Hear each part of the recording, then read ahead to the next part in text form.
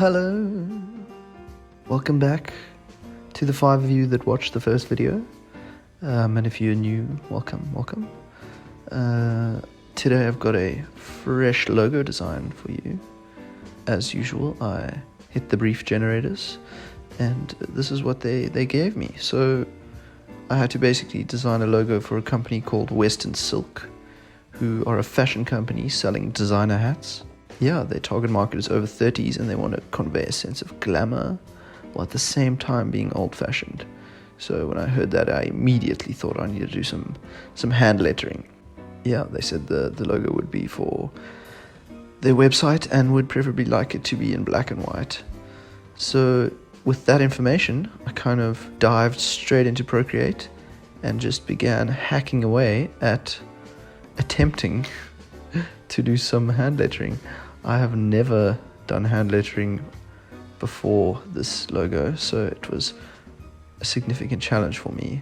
I didn't realize how difficult it actually is, probably because all the amazing hand lettering artists on YouTube and Instagram make it look effortless, but I can guarantee you that it is way harder than it looks.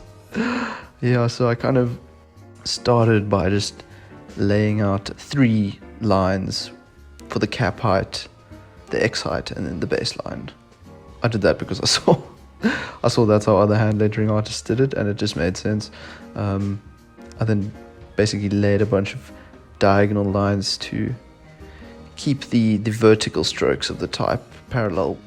So I started with a straight horizontal version with slight tilt, so basically like an italics version. Once I'd knocked that one out, I tried to do a cool slanted version. So slanted off the horizontal axis by about, 20 degrees, 30 degrees. I'd be lying if I told you a specific number. I pretty much just messed with it until I was happy with the basic shape, and then I imported it into Illustrator. You can see me referencing a bunch of images that I grabbed off of Pinterest on the side there. Those are just examples of monoline hand lettering and logos that I thought were similar in terms of their old-fashionedness. I constantly found myself reverting back to the references just to see how to draw certain letters, as weird as that sounds. Like, obviously everyone knows how to draw an R, well, most people who can read and write, but hand lettering R's are a lot more embellished, so to say, and different if you look at the R in Western. So it was nice to have the references to constantly go back and check. Once I had gotten a semi-tight monoline vector of the Western Silk, I just began experimenting with some type additions. So I, as per usual, laid out some various font options. Because they were requesting an old-fashioned and glamorous look and feel, I went for a bunch of different slab serifs for the main font, and then later on added a little sans serif for the smaller details.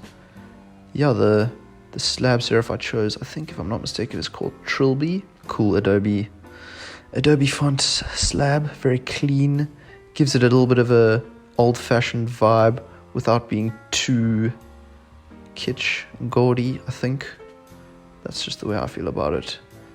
So I was kind of just figuring out at this stage different layouts and how to position the text around it to make it look like an emblem. I realized after choosing the tilted version of the hand-lettered Western Silk as opposed to just the straight horizontal version, I actually set myself up for a lot more of a difficult job because I had to achieve a bit of an asymmetrical balance. Maybe if I had chosen the straight horizontal one, it would have been a bit easier to balance. But on the flip side of the coin, it might not have been as exciting. I was kind of at the stage leaning towards text on the top, text on the bottom, with the Western Silk kind of striking through the diagonal of the circle. I messed around with a little bit of copy and decided to put authentic on the top and then handmade hats on the bottom at, I think, the exact same point size. I feel like that was a good reflection of what the brand offered. And again, if you are obviously working with a real client, you would have to, if you don't get the copy from them, run the copy past them. I then started to mess with what they call flourishes of the type, which are basically the little curvy parts of the ascenders and the descenders to try and make or fill out the negative space.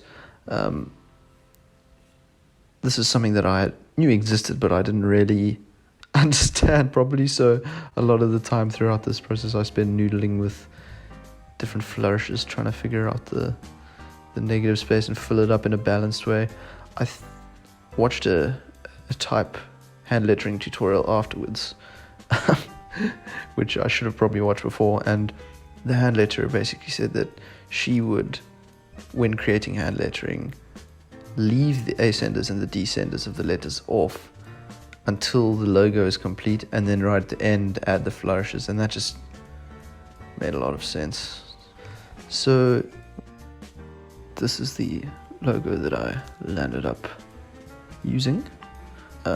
I think there's a lot of room for improvement with my hand lettering. I don't think I quite have the spacing dialed in, but with time I'm sure it'll get better. I hope you guys enjoyed watching the process, and I'll chuck it in a couple mock-ups and then see you in the next video.